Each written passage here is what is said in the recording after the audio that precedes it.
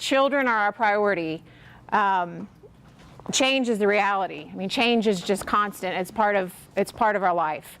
But the collaboration piece is key. And we have a lot of great things going on, but our number one goal is to streamline that for you all, because we know the reality of how hard your job is. We know the reality of how large and important your role is and what you're charged with doing for kids. So the more we can speak the same language, and the more that we're streamlining and slicing down to exactly what this can look like and sound like for you as you're charged to doing what you need to do for kids, that's our goal. But it's about us coming together, all speaking the same language. When you go to this department or you go to this department, we want you to have the exact same answer. We know how hard it is for you to go to different places. Where can I find this? Is this on this Google Drive? Where's it at? It's on the website. There's a couple different ways that you can get to it, but the easiest way is right under that common clicks, and you see that link to that pyramid. So anyone who has a Kenton County email address can access that. So if your teachers, when you go back and engage in this work with your teachers and they can't get in, they need to be signed in and they need to make sure they're into Google and they can access that. This is a collaborative effort of so many departments, a one-stop shop. So when you're searching for something on our resource, this is where we want you to go. And it should take you to really anything you need as it relates to instruction and response to instruction.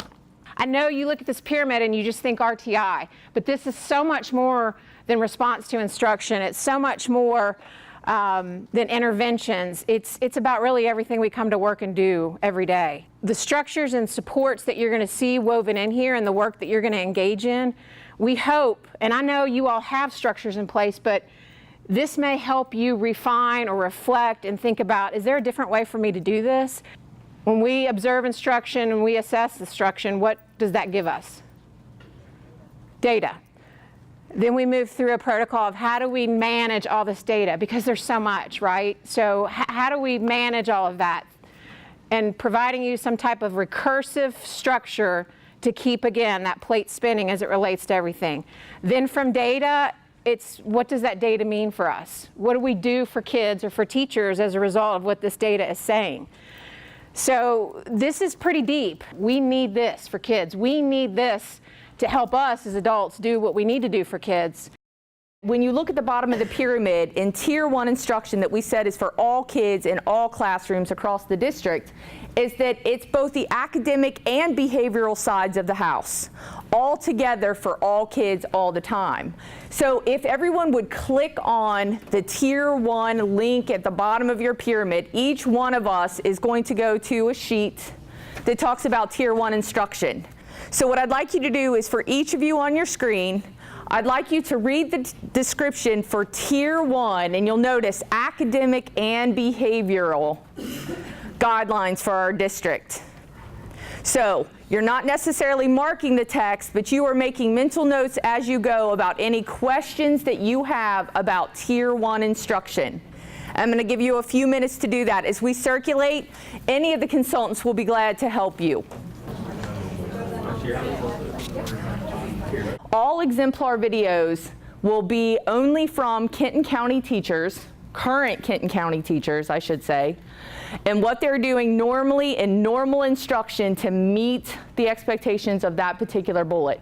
So you can see here that we have a copy of Ms. Green's classroom instruction. Each one of these exemplar videos have the links at the bottom to take you through the exemplar video and using it with your teachers during a PLC. Or if you wanted to do that individually, teachers could do that on their own to look and see and make notes using that reflection form. So each one of the question marks at the bottom, if you've never used Edpuzzle, actually takes you to the next set of questions, and in the directions it will tell you exactly what the prompt is. So you can skip through the video, of course, and go to the very end, but you won't have done the steps throughout. So that's that part of that tool. So if we could go back out then, the additional resources will continue to be populated specific to that bubble.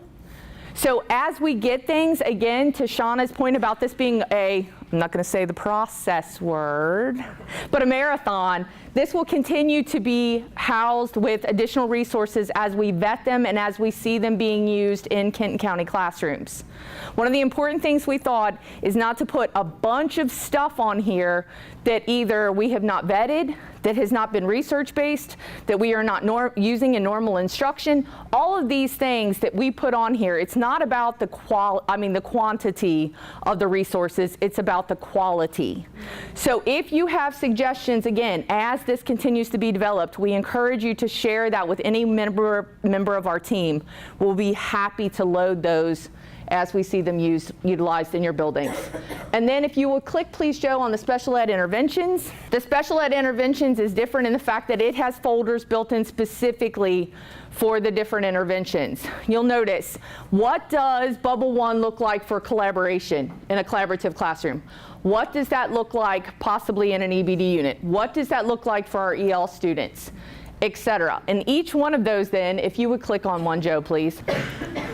That form will tell you specifically what does that look like? What does the task type look like?